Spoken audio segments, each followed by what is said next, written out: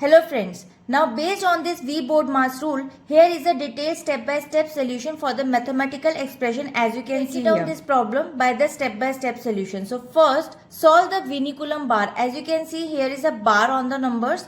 The V stands for V BODMAS, which is Vinny-Coulomb. You must first solve the operations under the horizontal bar. So first, 80 plus 70, here is a bar, equals to 150.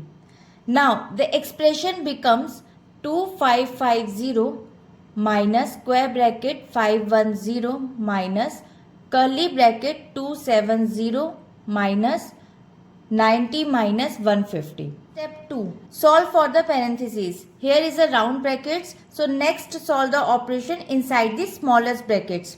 So now 90 minus 150 equals to 60. Have a larger digit have negative sign. So we should put the negative sign along with the answer. Now the expression becomes 2550 minus square bracket 510 minus curly bracket 270 minus and then minus 60.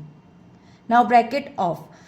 Here is do not try to skip steps or perform two operations at once. Rewriting the whole expressions after each small calculations ensures you don't lose track of the numbers. Subtracting a negative number becomes addition. Minus minus become plus. And now third step, solve for the braces, curly braces. Now solve the operation inside the curly braces. There is a 270 plus 60 equals to 330. Now the expression becomes 2550 minus square bracket 510 minus 330. Now fourth step, solve the square bracket. Solve the remaining operation inside the square brackets. Now 510 minus 330 equals to 180.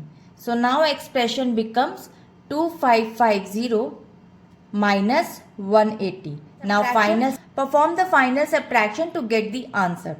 So after subtracting the numbers, you will get 2370. 370 is the answer. And here is a remember that the Vinny-Coulomb bar has a higher priority than even the round brackets. So always look for it first. So now we'll meet in the next video. Bye bye.